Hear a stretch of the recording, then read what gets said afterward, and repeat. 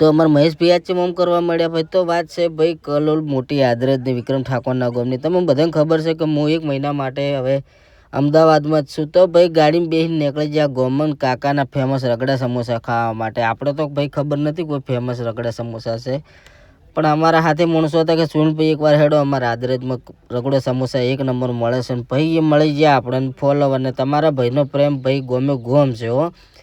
પછી ભાઈ ફોલોવરને મળીને પહોંચી જાય આપણે પકોડી ખાવાનું.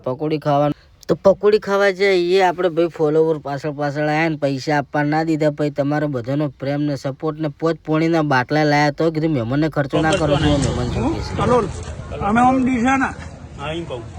બોલા હા ભાઈ પૈસા ના લેતો જેટલા ખાય ખવડાવી દે. ઓકે અંકિતભાઈ. પકોડી ખાઈ રહીને આપણે બીજા ફોલોવર મળી જાય. તો ભાઈ ખૂબ બધાનો આભાર. ને પછી આવી ગયા ગોડાઉને ભાઈ ખાવા બનાવવાનું ચાલુ કર્યું. અને તમે ભાઈ જોઈ શકો. અને મહેશભાઈ અમારા નાટક ચેમ કરતા હતા ખબર છે? આજે પકોડી ખાઈને નાટક કરતા હતા. કારણ કે પકોડી ભાઈ એવી મસ્ત બનાવી હતી કે સદીન ખોજીને બધું મટી જાય. જુઓ તમે મહેશભાઈ શું કહો.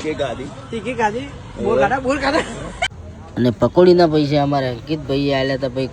ખૂબ બધાનો દિલથી આભાર. ને આ સપોર્ટ